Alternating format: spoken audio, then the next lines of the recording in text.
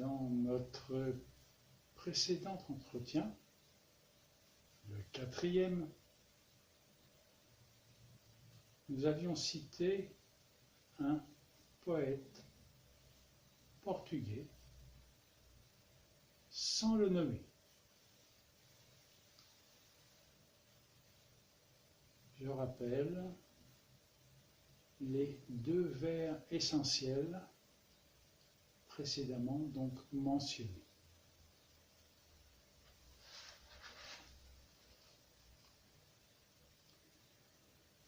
Pourquoi voir et entendre serait-il une illusion si voir et entendre sont voir et entendre?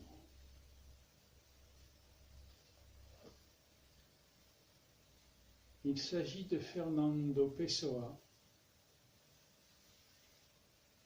immense poète qui par ailleurs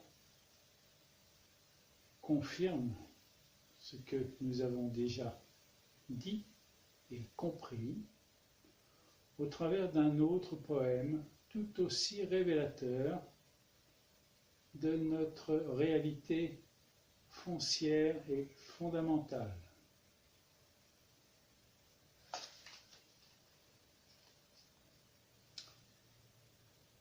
Je ne suis rien, je ne serai jamais rien, je ne peux être rien, à part cela, je porte en moi tous les rêves du monde.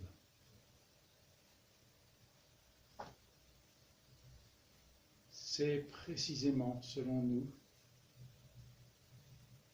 le fond de la destinée humaine.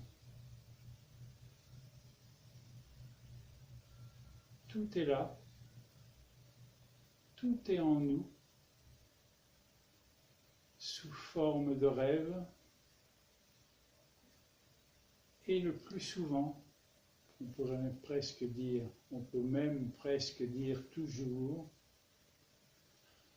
sous forme d'illusion à partir du moment où l'on y croit, où l'on affirme qu'il s'agit d'une substance indépendante de notre pensée, alors que précisément cette substance est posée et réelle parce que nous y pensons.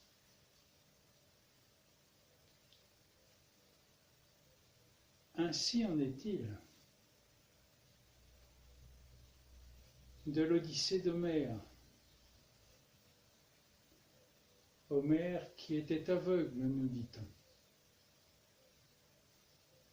Comme d'ailleurs le héros phare de la famille des Atrides, Oedipe, qui à la fin de ses pérégrinations, si je puis dire, se crève les yeux. Pourquoi?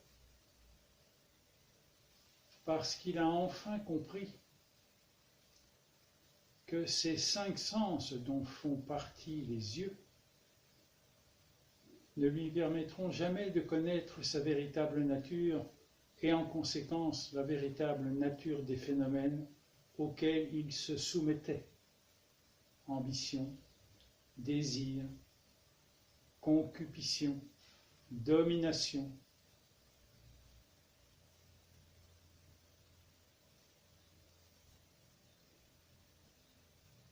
L'épopée de Gilgamesh, qui date de 4600 ans, bien longtemps écrite avant la Bible, conte l'histoire de Gilgamesh, roi d'Uruk, à la recherche de l'immortalité puisque sa crainte essentielle est celle de mourir. Il a vu mourir son ami. Il va aux confins de la terre pour chercher le secret de la vie et de l'immortalité. Et il va rencontrer un sage qui va lui dire, qui va lui expliciter ce que dit notre poète portugais. à savoir que chercher rationnellement, intellectuellement, pratiquement l'immortalité ou le savoir absolu est voué à l'échec. Il va le renvoyer dans son pays et une fois de retour chez lui, comme Ulysse, comme Homère, comme Édipe, il comprendra que la recherche était vaine, mais néanmoins nécessaire pour s'apercevoir qu'elle était vaine.